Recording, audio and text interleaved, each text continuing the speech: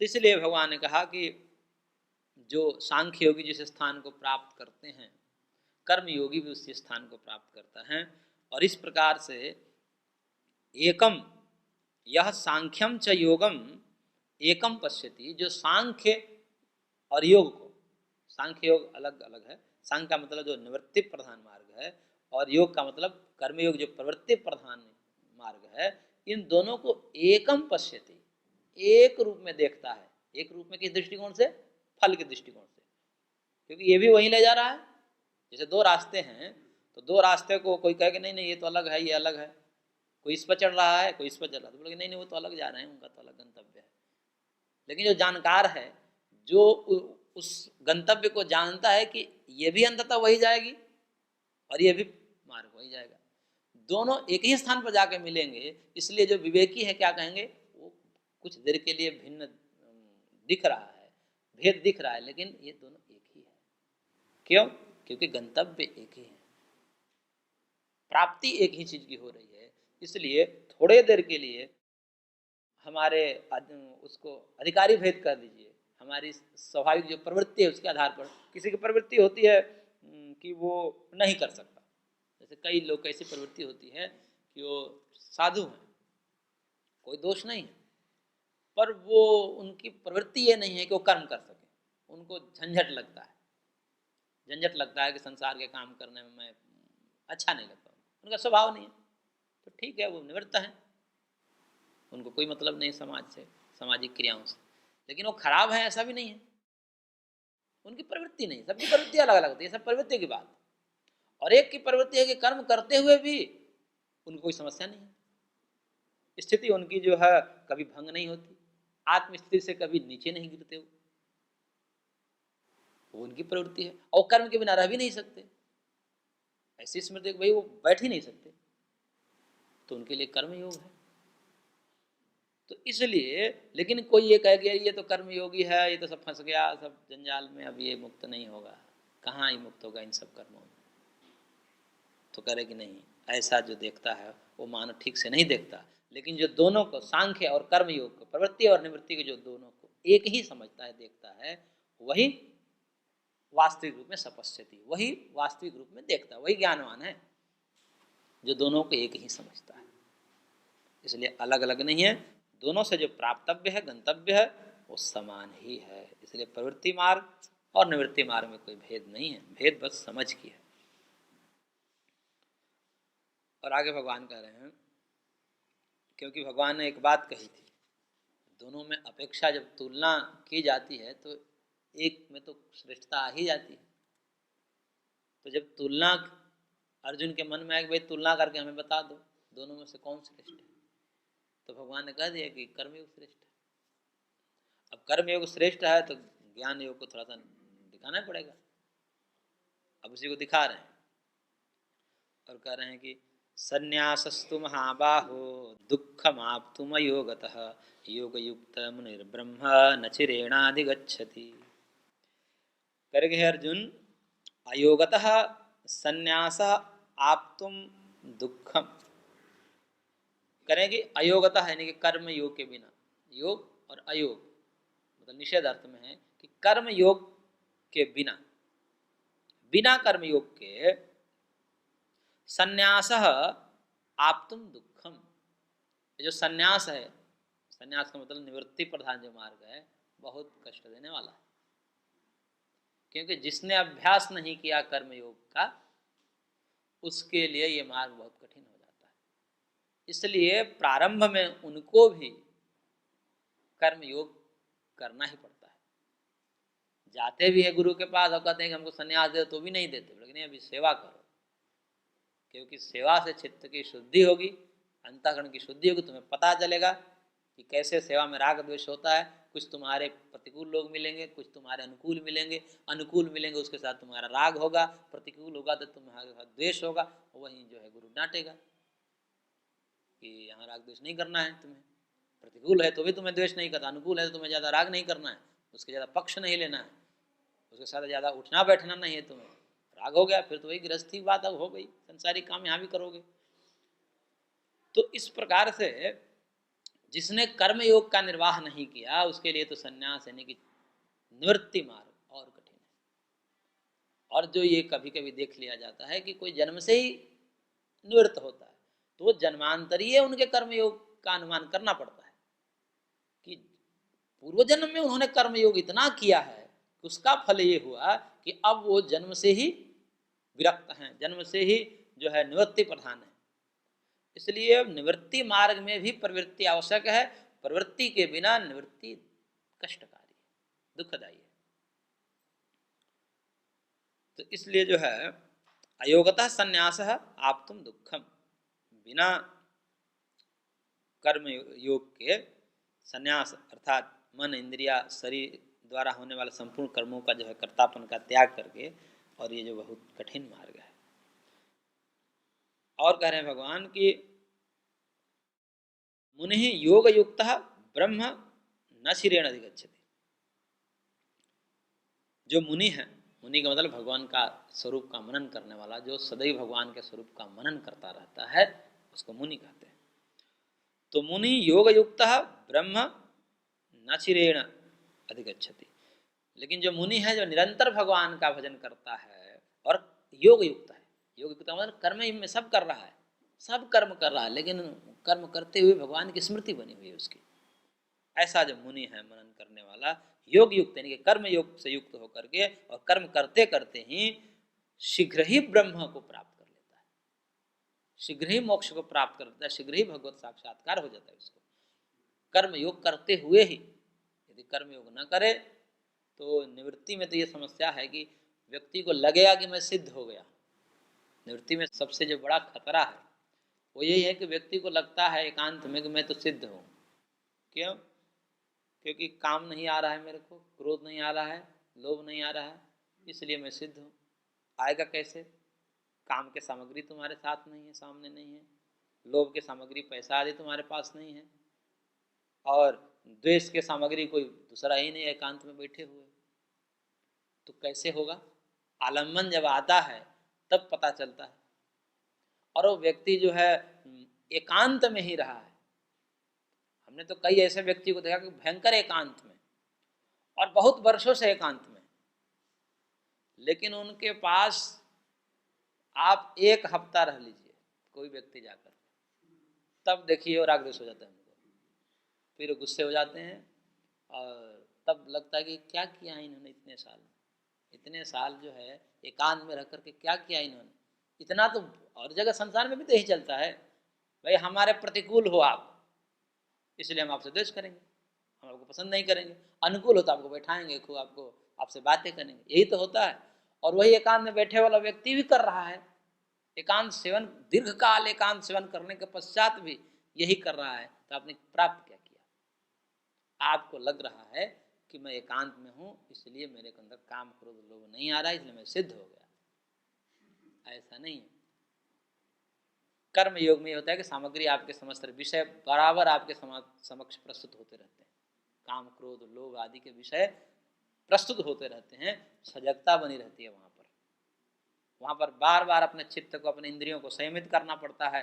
हमें ऐसा नहीं करना है, हमें ऐसा नहीं देखना है, हमें ऐसा नहीं छूना है, हमें ऐसा नहीं देखना है, बार बार हमें ये स्मृति लानी पड़ती है, और इस स्मृति पूर्वक प्रयत्न पूर्वक वैसा जीवन जीना पड़ता है।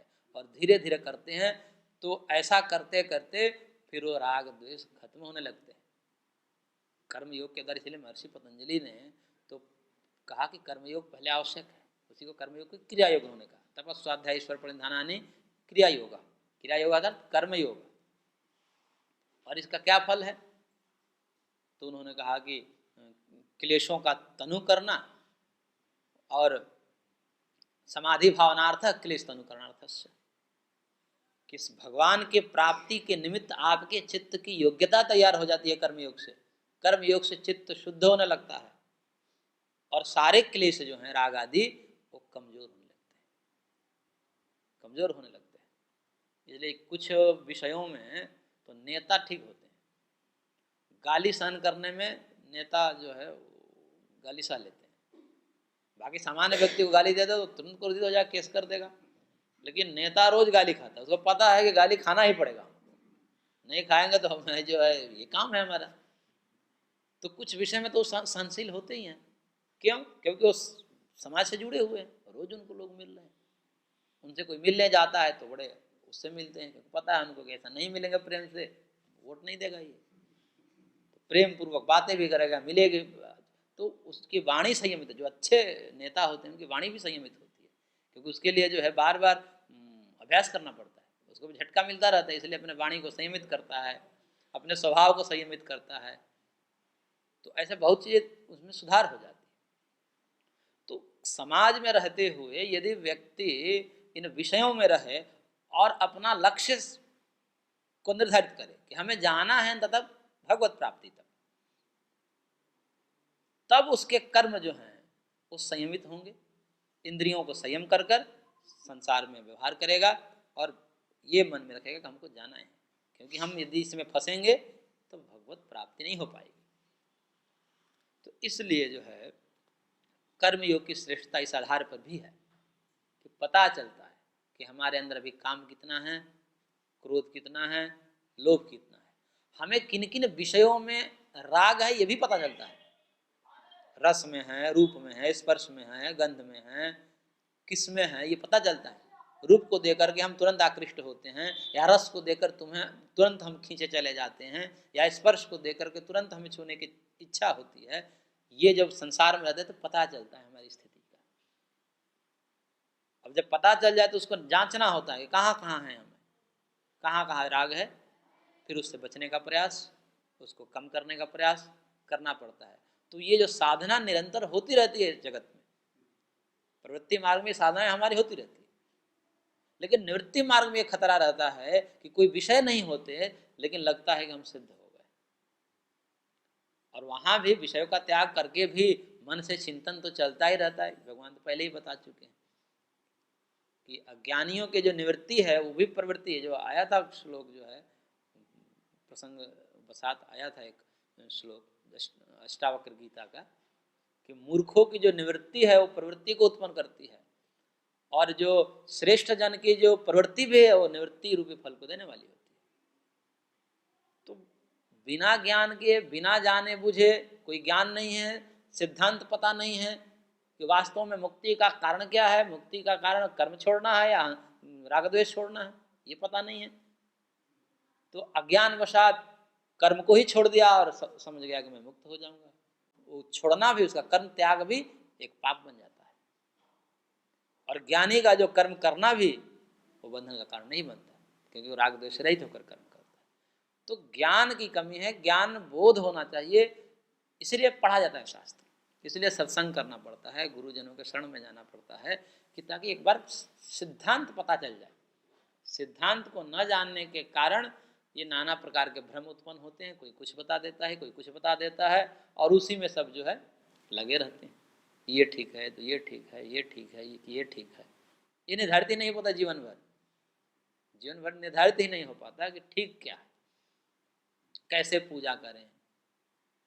अब इसमें बहुत लोग बहुत प्रकार की बातें बताएंगे, आप आगे भगवान पूजा के भी विषय में बताएंगे कि पूजा का वास्तविक अर्थ क्या है। तब भगवान कह रहे हैं कि ये जो योग से युक्त है, कर्म योग से युक्त है व्यक्ति, वो तो शीघ्र ही ब्रह्म प्राप्ति कर लेता है, भगवत प्राप्ति कर लेता है। परंतु जो संन्यास मार्ग है, निवृत्ति मार्ग है, उसको कर्म योग का अनुष्ठान के बिना बहुत कष्ट होता है। और उसी कर्मयोगी की जो विशेषता बताते हैं भगवान कह रहे हैं कि योग युक्तो विशुद्धात्मा विजितात्मा जितेन्द्रिय सर्वभूतात्म भूतात्मा कुर्वन्नपि न लिप्यते।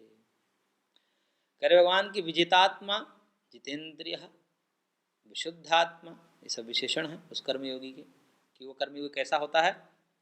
विजितात्मा, अपने आप को, अपने मन को वश में करके, अपने आप को वश में किया हुआ है। जितेंद्रिय, अपने इंद्रियों को जीता हुआ है, अपने इंद्रियों को जीता हुआ है, अपने मन को वश में किया हुआ है। विशुद्धात्मा, अंतःकरण शुद्ध है, न किसी से राग है, न किसी से द्वेष है, और सब जगह समत्व भाव है। कबीरा खड़ा बाजार में, मांगे सबकी खैर, ना काहू से दोस्ती ना काहू से बैर। ये स्थिति है कि इस समाज में खड़ा है, सबके सबके साथ मिल व्यवहार कर रहा, न किसी से राग है न किसी से द्वेष है, सब में समत्व बुद्धि है। तो इस प्रकार से इसी को कहते हैं कि इसका अंतःकरण शुद्ध है, भेद नहीं कर पा रहा है, इसको भेद दिखता ही नहीं। पापियों में भी यहाँ तक उसको भेद नहीं दिखता, उस पर भी उसकी करुणा होती है, उसको भी लगता है कि नहीं ये भी तो भगवान के जीव ही है, इसका भी कल्याण कभी न कभी हो ही जाएगा। तो इस भाव से वो कहीं भेद नहीं कर पाता, इसलिए विशुद्ध आत्मा है वो, उसका अंतःकरण शुद्ध है, निर्मल अंतःकरण वाला है। और सर्वभूतात्म भूतात्मा योग युक्त, और सर्वभूतात्म भूतात्मा है, सभी भूतों के आत्मभूत जो आत्मा है वो परमात्मा है, और परमात्मा ही जिसकी आत्मा है, यानी कि वो अपना सर्वस्व परमात्मा को ही मान चुका है। समस्त भूतों के आत्मा और उस आत्मभूत जो आत्मा, यानी कि आत्मा के आत्मा कौन है? परमात्मा, इसलिए तो उनको परमात्मा कहते हैं। हम भी आत्मा हैं और भगवान भी आत्मा है, लेकिन हम सब जो आत्मा, जो जीव जिसको कहते हैं, उन जीवों को भी आश्रय भगवान ही है। जीव भी अंततः भगवान में जाकर ही शांत होता है। जिस प्रकार से नदियां समुद्र में जाकर के ही शांत होती हैं, उसके पहले उनमें क्रिया होती रहती है, बहुत भाग दौड़ करना पड़ता है। हिमालय से निकलती हैं नदियां और बहुत कर्म करते हुए वेग से बहती हुई, और फिर जो है समुद्र में जब तक नहीं मिलती तब तक शांति नहीं मिलती। ऐसे जीव भी हैं कि जब तक भगवान को प्राप्त नहीं करते तब तक इनका आवागमन चलता ही रहता है, 84 लाख योनियों में विराम नहीं होता, कभी शांति नहीं मिलती। इस गर्भ से उस गर्भ, उस गर्भ से उस गर्भ, एक शरीर छूटा कि तुरंत दूसरे गर्भ में प्रविष्ट कर गए, फिर वहाँ चला, सब कुछ खेल चला, सुख दुख चलता रहा, फिर शरीर जर्जर हुआ, फिर वहाँ से छूटे कि फिर दूसरे गर्भ में जाना पड़ता।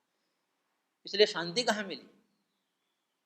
शांति तब मिलती है जब सबके आधार सर्वेश्वर में विलीन हो जाता है, एकात्म हो जाता है, उनको प्राप्त कर लेता है जब व्यक्ति, तो उसके प्राप्त करने के बाद फिर अब आवागमन नहीं हो जाता, फिर शांति हो जाती। तो इसलिए जिन्होंने परमात्मा को ही अपनी आत्मा मान लिया है कि मेरा सर्वस्व कौन है? भगवान है, और ऐसा मान करके कुर्वन्नपि न लिप्यते, कर्म करते हुए भी लिप्त नहीं होता, सब कर्म करेगा, सब कर्म करेगा। सामान्य जो कर्म किया जाता है, जो अन्य लोग करते हैं, वही सारे कर्म करेगा अपने घर गृहस्थी का, लेकिन अब लिप्त नहीं होगा, अब बंधन में नहीं आएगा, कर्म उसको बांधेगा नहीं। कर्म बांधता ही तब है जब मन में संसार बसा हुआ है। कर्म उसका कुछ नहीं बिगाड़ सकता जिसके मन में भगवान बसे हुए, भगवान की विस्मृति नहीं हो रही है जिसके अंतःकरण से, उसका कर्म कुछ नहीं कर सकता, कर्म उसको बांध नहीं सकता। भगवान को हम विस्मृत कर देते हैं, तभी से सारे दुख और सारा चक्कर शुरू हो जाता है। तो इसलिए वो अखंड स्मृति बनी रहे किसी भी प्रकार से, बस यही अंतिम निचोड़ रूप है, समझिए कि किसी भी प्रकार से, किसी भी विधा से, किसी भी उपदेश से हमारी भगवत स्मृति अखंड हो जाए। अभी खंड खंड होती है, बीच में भगवान याद आते हैं, फिर भूल जाते हैं, फिर याद आते हैं, फिर भूल आते हैं। मंदिर में या पूजा पाठ करते समय बैठते हैं तो थोड़ी देर भगवान आते हैं, उसमें भी भूल जाते हैं। उसमें भी जितने देर का पूजा पाठ होता है उतने समय मन एकाग्र थोड़ी रहता है भगवान में, वहां भी चित्त संसार की तरफ चला ही जाता है। तो ये जो मन है वो भगवान में निरंतर लगा रहे, इसी के लिए नाना प्रकार के कर्मकांड करवाते हैं, नाना प्रकार के विधियां बताते हैं कि किसी प्रकार से, किसी बहाने आपको याद आता है। इसलिए जगह जगह मंदिर भी इसीलिए बनाया जाता है, चौक चौराहे पे बना देते हैं मंदिर, हर एक चौक चौराहे पे, ताकि घर से निकलो तो याद, मंदिर को देखकर तो कम से कम तुम्हें याद आ जाए कि भगवान है। तो ये सब जो है इसीलिए कि हमारे भाव जगा रहे, लेकिन जिसके अंदर समत्व भाव आ गया, सब जगह भगवान है, ये सबसे श्रेष्ठ भाव है। जो कभी भगवान को किसी मंदिर में देखता है या किसी तीर्थ में देखता है, स्थल विशेष में देखता है, ये तो मंदों का काम है। ये मंद बुद्धि जो हैं उनको जो है भगवान कहीं एक जगह दिखते हैं, मंदिर में ही दिखते हैं, देवालय में दिखते हैं, तीर्थों में दिखते हैं, हिमालय में दिखते हैं, सब जगह नहीं दिखते। तो ये जो मंद प्रवृत्ति के लोग हैं, मंद प्रकृति के लोग हैं, उनको ऐसा होता है। लेकिन जिनकी बुद्धि उत्कृष्ट है उसको सब जगह भगवान दिखते हैं, उनके लिए मंदिर की आवश्यकता नहीं होती। उसके लिए तो ये पूरा संसार ही भगवान का मंदिर है और एक एक कण कण में भगवान विराजमान है, ऐसी उनकी बुद्धि होती है। तो इस प्रकार से जो है सब भूतों के आत्मभूत जो परमात्मा हैं और उन्हीं के निमित्त होकर सब कर्म करता हुआ भी वो न लिप्यते, वो लिप्त नहीं होता। और फिर करता क्या है, वो कैसे अपने आप को, वो जो ब्रह्म प्राप्त या ब्रह्म संपन्न, ब्रह्म साक्षात्कार संपन्न जो जीव हैं, वो अनुभव क्या करता है, तो अनुभव करता है कि नैव किंचित करोमीति युक्तो मन्येत तत्त्ववित् पश्यन् छिण्वन् स्पृशन् जिघ्रन् नश्नन् गच्छन् स्वपश्वसन्। कह रहे कि नैव किंचित करोमीति युक्तो मन्येत तत्त्ववित्, वो ये मानता है कि मैं जो हूँ तत्ववित्, यानी कि तत्व को जानने वाला ब्रह्म साक्षात्कार संपन्न जो योगी है वही तत्ववित् है। तत्ववित् मतलब ब्रह्मवित्, तत्ववित् तो एकमात्र ब्रह्म ही है। और तत्ववित् जो युक्त है, यहाँ पर जो है योग युक्त नहीं है, अपितु सांख्य ज्ञान से युक्त जो है, ज्ञान मार्गी जो है तत्ववित्। सांख्य योगी जो है क्या देखता है अपने आप को, शृण्वन् स्पृशन् जिघ्रन्, शृण्वन् मतलब पश्यन् मतलब देखते हुए, शृण्वन् मतलब सुनते हुए, स्पृशन् मतलब छूते हुए, जिघ्रन् मतलब सूंघते हुए, और अश्नन् मतलब खाते हुए, गच्छन् मतलब जाते हुए, और स्वपन मतलब सोते हुए, श्वसन मतलब श्वास आदि लेते हुए, इन समस्त स्थलों पर। और भी आगे कर रहे हैं, प्रलपन विसृजन गृह्णन उन्मिशन निमिशन अपि इंद्रियाणि इंद्रियार्थेषु वर्तन्ते इति धारयन्। कह रहे कि प्रलपन बोलते हुए, विसर्जन मलमूत्र आदि का त्याग करते हुए, गृह्णन कुछ ग्रहण करते हुए हाथों से, उन्मिशन आँख खोलते हुए, निमिशन बंद करते हुए, यानी कि जितने भी क्रियाएं हैं हमारे अंगों की, जो सांख्य योगी, एक कर्म योगी है और एक सांख्य योगी। तो विगत जो श्लोक है उसमें तो कर्म योगियों का वर्णन किया भगवान ने, अब सांख्य योगियों को वर्णन करेंगे। सांख्य योगी अपने कर्म कैसे करते हैं, तो सांख्य योगी जो है कर्म, वस्तु उनसे कर्म हो पाना बड़ा मुश्किल होता है सांख्य योगियों से। सांख्य योग मार्ग थोड़ा कठिन मार्ग है, वो अनुभव करना बड़ा मुश्किल है। क्या अनुभव कर रहे हैं कि मैं सूंघते हुए, छूते हुए, देखते हुए, स्पर्श करते हुए, बोलते हुए, सोते हुए, मानो मैं कुछ नहीं कर रहा। वो बोल रहे हैं और अंदर ये अनुभव कर रहे हैं कि मैं नहीं बोल रहा। वो देख रहे हैं लेकिन देखते हुए भी अनुभव कर रहे हैं कि मैं नहीं देख रहा हूँ, इंद्रियां देख रही है, मैं तो इससे अलग हूँ। इस भाव से देख रहे हैं, इसको कहते हैं कि दृष्टा भाव से, साक्षी भाव से जो भी वृत्तियां हो रही, जो भी क्रियाएं हो रही है, उन क्रिया का भी साक्षी है। हम क्या होते हैं, क्रिया में लिप्त हो जाते हैं। हम क्रिया में लिप्त होकर के अपने आप को कर्ता मान लेते हैं, मैं ये कर रहा हूं, मैं यो कर रहा हूं। सांख्य योगी है वो अपने आप को कर्ता नहीं मानते, यानी कि सारी क्रियाएं जो है मन तक, शरीर तक, बुद्धि तक, इंद्रियों तक ही सीमित है। और मैं शरीर के, मन के, इंद्रियों के, बुद्धि आदि के समस्त कार्यों को, वृत्तियों को मैं देखता हूँ बस। और देखते हुए मानो मैं कर्म नहीं कर रहा हूँ, शरीर कर्म कर रहा है, मन कर्म कर रहा है, इंद्रियां कर्म कर रही है, बुद्धि कर्म कर रही है। मैं न किंचित करोमीति, वो कैसा सोच रहा है कि मैं कुछ नहीं कर रहा, मैं करता हूँ। तो अकर्ता भाव से, अंदर से निर्लेप भाव से कर्म कर रहा है, अंदर से दृष्टा भाव से कर्म, अपने स्वरूप की स्मृति पूर्वक कर्म कर रहा है। अपने स्वरूप की स्मृति बनी हुई है और फिर सब कर्म व्यापार चल रहे हैं। तो ये थोड़ा मुश्किल है।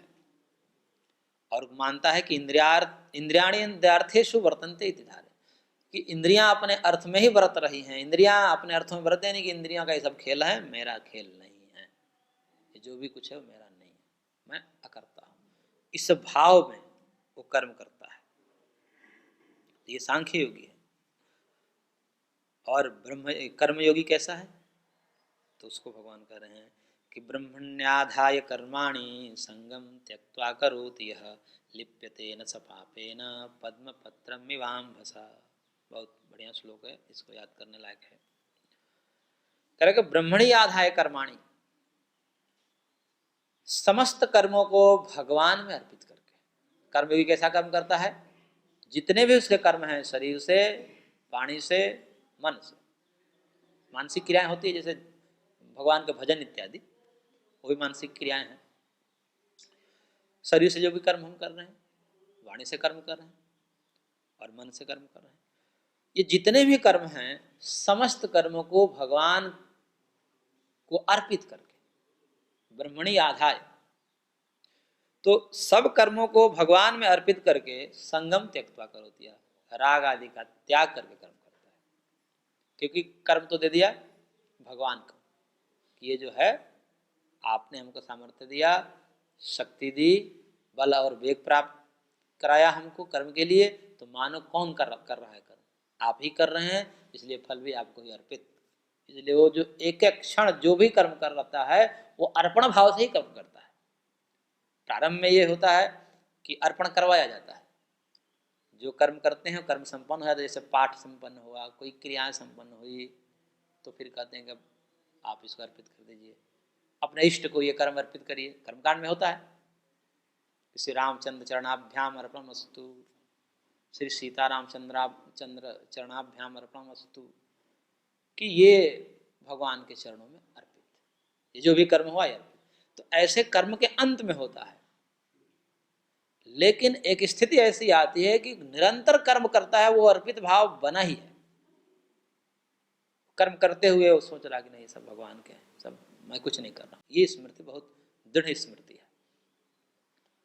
तो ये जो ब्रह्म को अर्पित करके, भगवान को अर्पित करके सारे कर्म करना और फिर राग द्वेष से रहित हो जाना। राग द्वेष रहित व्यक्ति तभी हो सकता है जब भगवान को चित्त में बैठा है। हमने इसको कई बार कहा, बार बार कहते हैं, क्योंकि यही एकमात्र साधन है राग द्वेष हटने का, और कोई साधन नहीं। आप कितना भी प्रयत्न कर लीजिए, राग द्वेष हट नहीं सकता, क्योंकि राग द्वेष चित्त के धर्म है, और चित्त में तो संसार है, और संसार में तो राग द्वेष होगा ही। इसलिए चित्त में यदि भगवान को बसा लिया तो वो राग द्वेष नष्ट हो जाता है, राग द्वेष रह नहीं सकता। तो इसलिए ब्रह्मणि आधाय कर्मणि संगम त्यक्त्वा करोति, यह लिप्यते न स पापेन पद्मपत्र मीमांसा, वह किसी भी पाप से लिप्त नहीं होता। जिस प्रकार से पद्मपत्र,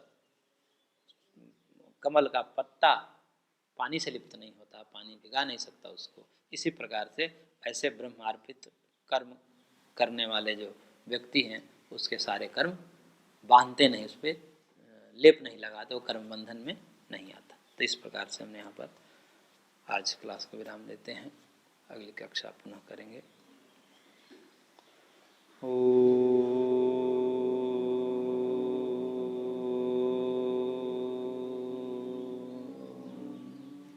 शांति शांति शांति।